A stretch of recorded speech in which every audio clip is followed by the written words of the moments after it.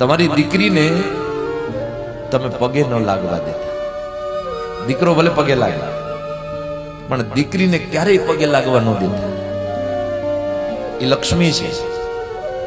દીકરી બાપને પગે લાગશે ને બાપની સંપત્તિ ઘટશે.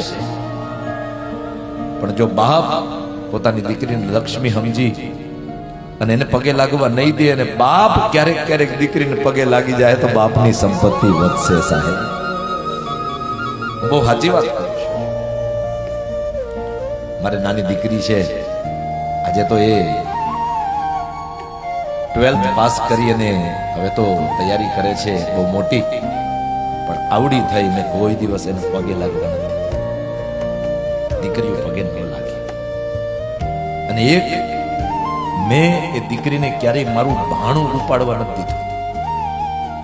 નહીં, જાતે ઉપાડી લઉં, દીકરો ઉપાડી લે, ધર્મપત્ની ઉપાડે, દીકરી નહીં. કોઈ દિવસ ભાણું ઉપાડવા નથી દીધું અને કોઈ દી પગે લાગવા નથી દીધું. કારણ કે ક્યારેક ક્યારેક મનમાં બાપ છીએ તો મનમાં વિચાર આવે સાસરે જઈને તો એને બધાની સેવા જ કરવાની છે.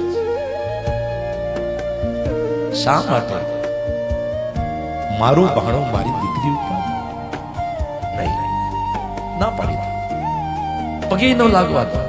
તું તો લક્ષ્મી છે, તું છે તો ઘરની શોભા છે, તારે કારણે તો આ બાપ છે. એટલે દીકરીઓને બહેનોને સાહેબ જેટલું અપાય એટલું આપજો.